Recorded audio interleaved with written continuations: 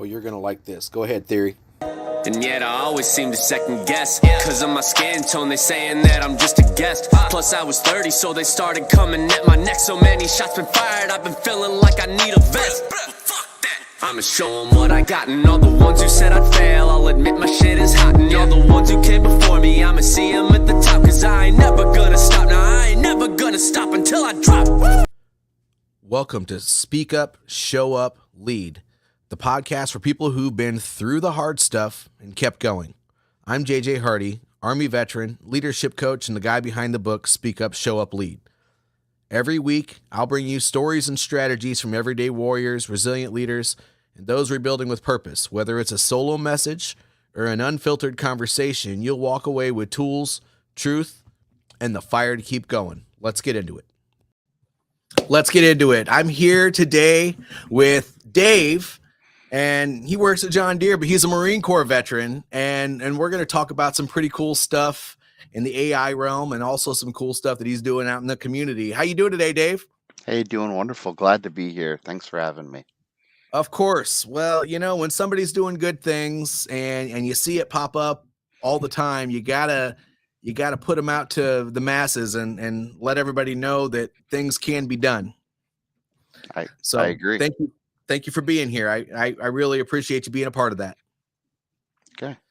So, you know, we talked a little bit before I went live today about AI, and you are a recruiter over at John Deere, and you're doing a lot of things with it to help people move forward, specifically veterans move forward in getting jobs, maybe not just necessarily at John Deere or whatever, but these tips are useful for anywhere you work. And I'd love to talk about that if that's something you'd like to. But first, tell us a little bit about yourself. Sure. I'm a Marine Corps veteran. I served 2004 to 2012. I fought in the Korengal Valley of Afghanistan in 06 and then Haditha City, Iraq in 07 with 1st Battalion, 3rd Marines. Finished up my time in the Marine Corps in Quantico. Had to have some medical stuff taken care of, and then got a nice medical discharge at the very end, and 90% service connected. And I got into the talent acquisition space 10 years ago. When I got out of the Marine Corps, got into college, found a degree in HR would be the best for me. Graduated summa cum laude, top of my class. And as I've navigated my own career, post the military, I don't like to use the word that I transitioned out of the Marine Corps. You can't take the Marine, out of the man once he becomes a Marine. So I'm always a Marine. And since I've become a Marine, it's never going to leave me. So now I'm a Marine and I'm in the corporate world, and I have skills and abilities that the corporate world is now using that I gained when I was in the Marine Corps. And so when we talk about AI and how we can help veterans transition out, we're not transitioning, when we're leaving the military and going into our corporate jobs, it can be hard to know what is important to put in my resume, and how does that fit, how do I fit into an organization. And so here at John Deere, we have what's called the John Deere Military Hiring Program, where we've got a staff of dedicated recruiters that help veterans move into our company. We created as a team a list of prompts that our veterans can use with AI to help them craft bullet points that take all the military jargon out so that you speak the corporate language on your resume, which is that first pass. So when you apply to a position, the first thing that happens is that an AI tool is going to read that resume. It's going to give it a match score. So, I'm sure you've heard people say, tailor your resume to the role. Well, that's what they mean. And once, it gets that first pass and it's given a high match score, then a recruiter is going to see it. And it's important for you to have a good resume strategy because that recruiter is probably only going to spend around 45 seconds of eyeball time on your resume, to be honest. So you got to be able to maximize that, show them that you have the skills, competencies, and background that's needed for that role for them to want to call you and initiate that first phone screen and then pass you off to a manager to set up that final interview and hopefully, get a job offer and then a start date. So, um, I guess that's my intro. That is your intro, and it's a very good one. Yeah. Well, I, personally speaking, beating that applicant tracking system is a beast. I remember when I Hmm. transitioned out of the military, well, or however you want to say it, moved Yeah. on. I had that life transition, going from doing one thing to doing another. How about that? Yeah. Um, but once I did that and I started applying for jobs, it certainly was not easy. The one thing that I got very, very used to was that email that said that you know, I've been it said a bunch of different ways, but I was turned down for the position, whether it Hmm. was my qualifications or they found another person or whatever the case may be. And I probably got that over 100 times actually. But you know, how could that possibly be with all the stuff that I've done is the question that I was Hmm. asking myself. I mean, I did all this stuff where I went to combat just like you. Then I Hmm. transitioned out of that when the war was starting to slow down a little bit, and then I Hmm. became a warrant officer, and then I went to a bunch of foreign countries doing things in a different capacity and doing planning and training and the whole nine yards. And I'm like, what civilian company wouldn't want this? And then I Right. finally found a couple key people that taught me. At that time, AI wasn't super prominent, but they taught me Hmm. how to change my language so Right. that so that it makes more sense. And they're like, don't tell everybody that you did everything all the time. Focus on the job that you're applying for. I Hmm. would love to hear how AI is helping you with that and Yeah. or not you, but how Sure. helping people with that because I think that's an amazing thing. It was very frustrating for me. Yep. So, a great prompt to use. So, Pardon how me. this works, how AI can help you. First step would be taking your resume and dropping it into the AI tool that you want to use. And any of the regular chat free AIs can do this. It's an easy lift for them. So you drop your whole resume in. The whatever way it looks like now is perfect. And then you're going to take that job posting that you want to apply to and you grab everything from like the top of the job posting where it talks about the title of the job and where it's located all the way down to the bottom just above like the benefits information, like really down to like where it's like education or the nice things that you could have, like so that it understands the skills that you have to have for that role, and all the requirements, all the responsibilities. So you have those two things now dropped into the AI, and the AI is going to run its analysis every time you put stuff into it. The first prompt you want to give it is, what are gaps in my resume that I need to fill to be a top candidate for this role? When you give the AI that prompt, what it will do is give you a list of things that your resume doesn't emphasize properly to show that you are the top candidate for the role. And so having that gap is very important because now you can target and make bullet points for those gaps and then add them into your resume, covering all the gaps that your resume may have. That way, when it comes into that application tracking system and that company's AI tool reads it, it's going to give you a high match score because your resume matches everything in the job post and probably everything they're looking for in the candidate profile. Okay. And so while it's doing that analysis, does it all also help you with the verbiage? Because I know us military people, we tend to speak in acronyms. So and some of the language that we use is not truly understood Right, right. by most So civilian employers. yep. So how at John Deere we help veterans overcome using the right words is the next prompt you'll use. So you'll want to focus on each gap individually. So let's say, you're applying to a logistics role, and you could have been a logistics person in the military, and you've got things in your resume that are tied to logistics, but it's not spoken like civilian logistics language. So you can zone in on those gaps and say the the prompt you want to use is write me a bullet point in the star method that covers this gap. And then you paste in after it one of the gaps from that list that you know you have the skill and it's just not on your resume. Now, the STAR method stands for situation, task, action, result. And AI understands what that is. You're basically telling a story about this time in your career on your resume. And that's what you need to think about in your resume. Your resume is a list of stories or situations that you've gone through, and to make your resume more powerful, you want to transform it from, in the military, we have duties and responsibilities. And so typically I see veterans with resumes that are very heavy and a big list, a long list of all the duties and responsibilities I had. What employers want to see is actions, results, and achievements.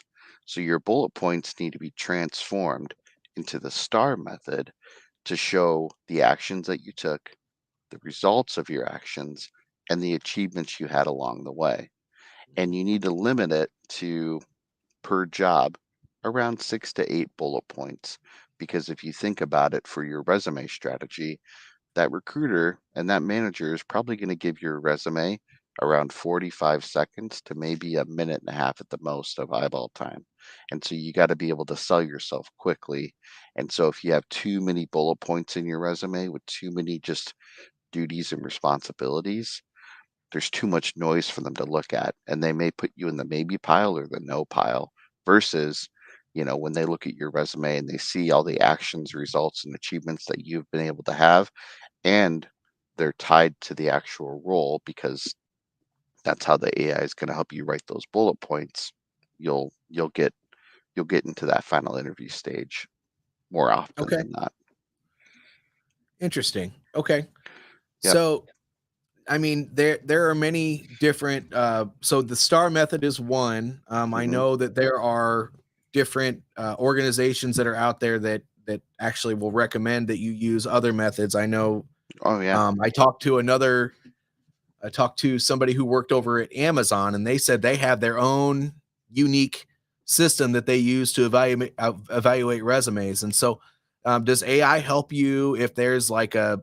I know you help with John Deere specifically, but I know Hmm. you also do a lot of great things with another type of a community and organization that we'll get to here in a minute. Sure. But there are other jobs as well, and so can you ask AI these questions about these organizations and figure out what the best method is to write the resume to tailor for that position as well? No, I don't think that's a conversation for you and AI. I think where that conversation comes to is, one, you can ask an organization that sets up meetings with veterans and and employers. So one that comes to mind is 50 Strong, and not sure if you've heard of Candy Tillman and 50 Strong, but I'm putting a plug out for her because we are John Deere's partnered with them, and we attend their employer events all the time.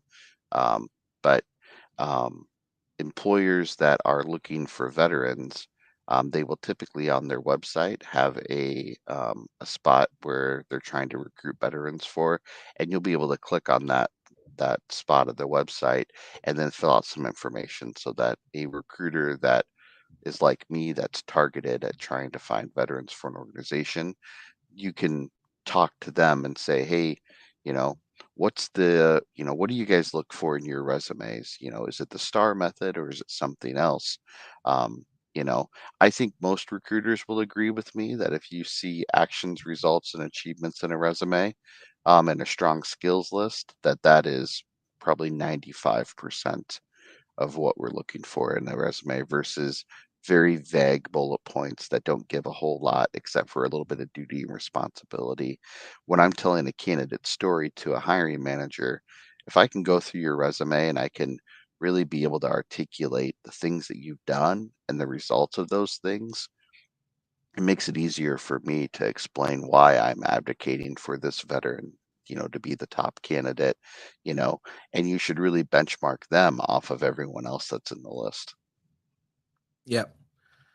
Something comes to mind with this, Dave, and I don't know if you'd be able to speak to it or not, but there are a lot of service members who Hmm. graduate high school or graduate college and then go directly into service.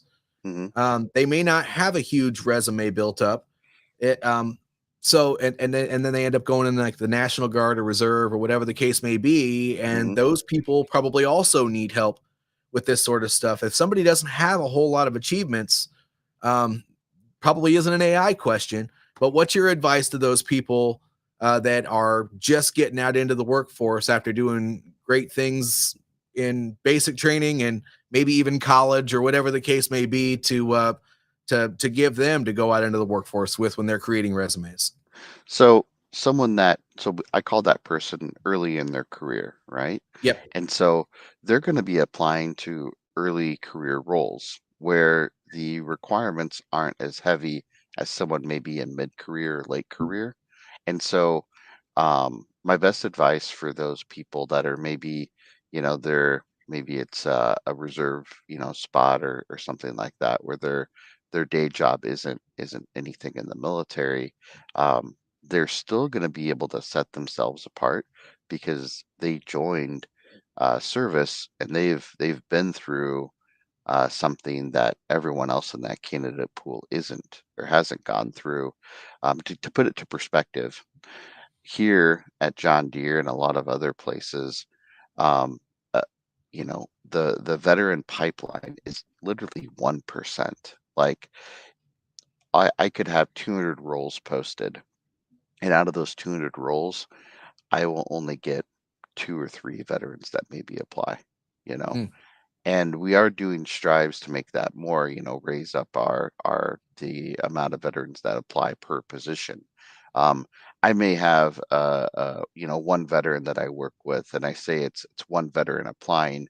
That veteran may apply to four or five different roles. So, you can look at the data different ways, but I go by the name of the veteran, like that veteran that I've attracted to John Deere that, you know, they understand our mission here. It's to feed the planet, and a lot of other things. And they want to work here.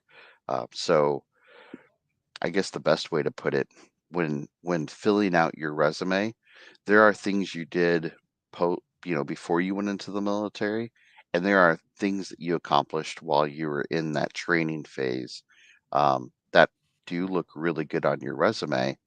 And all you would have to do with the AI tool is really have the conversation to explain the different courses you went through. And I know, like through the Marine Corps, we had our website where it listed out all the things that you had done and the ribbons that you had and things. So there's a way to at least have a 1 page to a 1.5 page resume pretty easily if you use AI. So those are significant things, right? So Hmm. maybe some of the leadership qualities that you learned while you were in training, maybe some of the medals that you learned or earned, or some people maybe just got the National Defense Medal or something, and but Right. maybe some people got maybe they got a class accomplishment where they might have been Hmm. what is that merit I can't remember the name of the that Meritoriously promoted.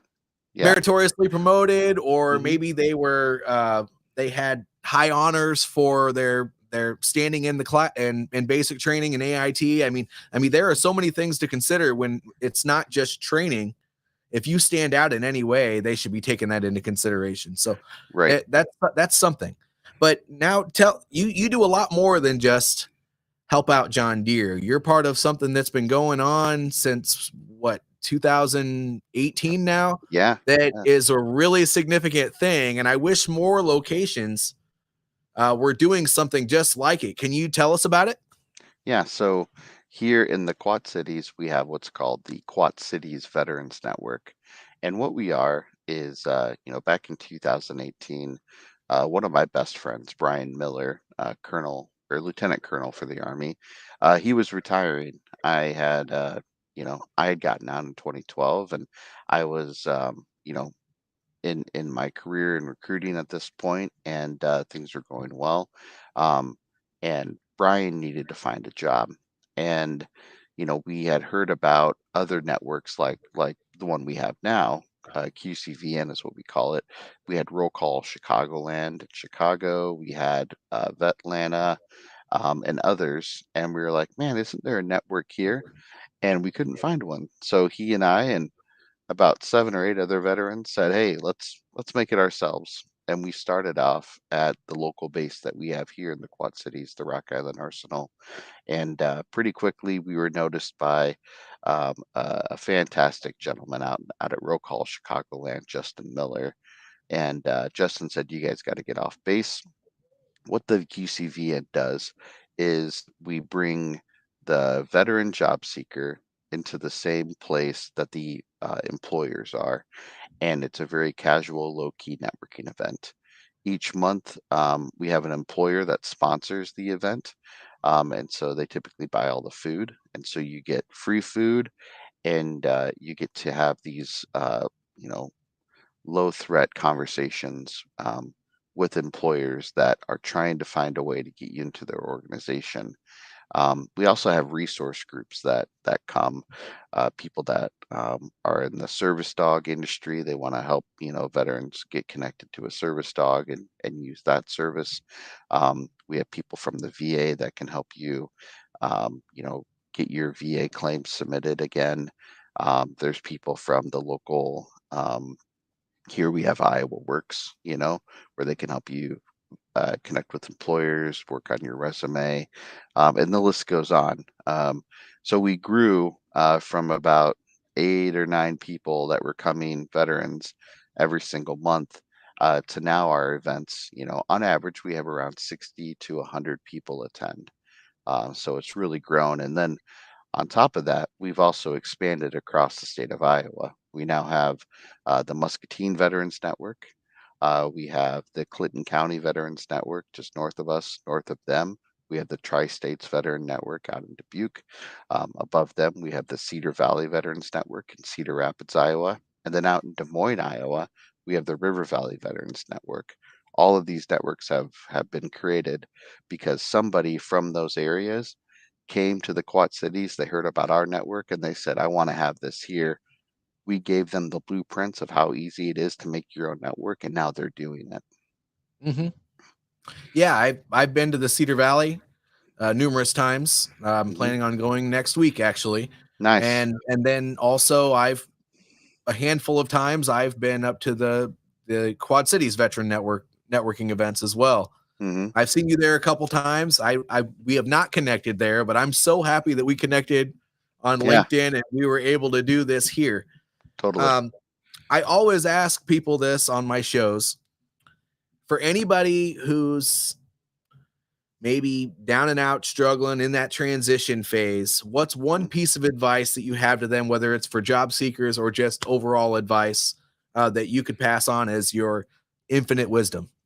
So, your network is your net worth, is what we say at the Quad City Veterans Network. So, building your network, connecting with recruiters that work at big companies like mine, John Deere, are a great place to start because when you connect with me, if I don't have a role that's going to fit you, then I'm going to get you connected with the folks over at 50 Strong, who are then going to get you with a ton of other employers that are going to give you more leads to jobs.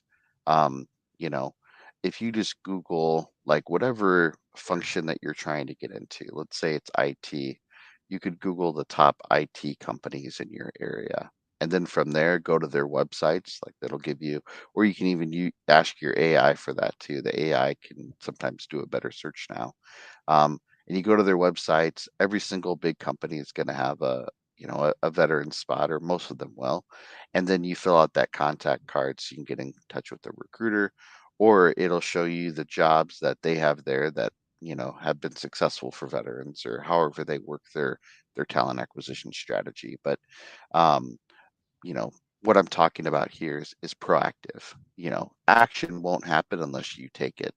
That's just how it works. So if there's a veterans network in your area, attend those monthly events, even if you're actively employed, because the stronger you have, the stronger network that you build and that you have, it's going to be there when you need a job. Case in Mhm. point, I've only been with John Deere for 3 years. The company before that, I'd been there for 6 years. Amazing company, H&I Corporation, very veteran friendly. Started off because three gentlemen were sitting around a table in Muscatine at the end of World War II, and they said, "Hey, the war's ending. Veterans are going to be coming back to Muscatine, Iowa, and we need to have a place for them to go to work." And so those three guys started what is now H&I Corporation. It started off as Han Company, and they make office furniture. And that message really appealed to me when I was earlier in my, as I was moving from the military into my civilian career. And I said, I want to join a company like that and recruit for a company that's been focused on veterans since 1944. And through that, saw what John Deere was doing to hire veterans and, got recruited to come work here. So, um, just my best advice is connect with people like me. I connect with everybody on LinkedIn. That's how I got it with you, JJ, and then through the Quad City Veterans Network. Yeah, it's interesting. We were just I was doing a show with Derek, and you were Hmm. participating that day, and we Yeah, we connected afterwards, and one thing led to another. And I mean, that's how opportunities happen, right? You put yourself out totally. there, and they either come to you, or at least at a minimum conversations start to happen. So Right, um it's a great thing, and I like that advice. There's definitely no progress without action. And so if you don't take, if even if it's the wrong action, if you just start off doing something, right. you're going to get somewhere. And then you'll learn over time, and you'll Hmm. eventually be able to pivot into what you know is working because you see somebody else that's doing something that's been working for them. So Right. I love that. I Yeah. love that. Action is super important. So thank Yeah, you no, for. that's and not to cut you off, but that's such a great point. I learned so much more from my failures than I do from my wins. So I will fail fast to get to that win, you know. You gotta do it. When I became a warrant officer, I worked in logistics. I was a mobility warrant officer, Hmm. and I had to mentor a lot of lieutenants. And they would always come up to me and say, "Chief, I don't really know what I'm doing. And I think my chain of command knows that." And I would look at them and say, "Sir, you're not supposed to. Hmm. Go out there, do your best, screw it up, and get in their good graces because you're out there trying." Right, right. I mean, that's totally so, I'm sure you've heard of Skill Bridge program, you Yep. know, and we have a great Skill Bridge training program here, you know. Not every veteran gets hired from a Skill Bridge program. I know that's the intent, but sometimes there just isn't the right role for them at the end of it, and they take the awesome experience that we're able to give them, but majority of them do find their role. But it gives them that low threat environment where they can learn and make mistakes, and Mhm. we're right there with them every step of the way so that, the mistakes they make don't hurt the business a whole lot. But, you know, um, you gotta give yourself those opportunities. So now skill bridge is only for those that are on active duty within the last 6 months of their service. And most commands only let you do a 3 month skill bridge, because that's typically before you go on terminal leave and such. But Yep. you gotta take the time to take advantage of all the opportunities that you can and be willing to let yourself fail along the way. Yeah, that military wheel is gonna keep on turning even if you're not in the seat. So you have Hmm. to step away from the job and take care of yourself after you transition, so that it's not so difficult. And one way to do that is through Skill Bridge, because you're out there working with another company, and Hmm. it's an opportunity that not everybody takes advantage of. Unless you have another path, you might as well give it a shot. That's such a good idea. Hmm. Well, Dave, thank you so much for being a guest. I I'm glad we were able to make this work. I know it was a little bit rocky getting started today, but we're Yeah. here and we did the half hour, and so um, I'm glad we did it. I think you shared some amazing things, and so I appreciate you for that. Yeah, no, and anybody watching now, or maybe if there's a recording, if you'd like to get, more tips with me on how to make enhancement to your resume with AI, please reach out to me on LinkedIn, and I'll help you out. And so that is Dave Underwood, and it's Hmm. spelled just as such, just like it sounds on LinkedIn, and you should be able to get a hold of him. Before we completely end the episode, I have to talk about my book, Speak Up, Show Up, Lead, a veteran story of grit, growth, and leadership from the ground up. This is actually my story, and I wrote it not to talk about all the craziness that's gone on in my life before, during, and after the military, but to talk about what I've learned and to let people know that no matter what environment you come from, no matter how down you are, Hmm. you can get yourself back up to the top. So if you're interested, go to Amazon.com. It's published there, and grab yourself a copy. And again, Dave, thank you again for being a guest. And for everybody who's listening, we will see you all next time. All right. See ya. Semper Fi.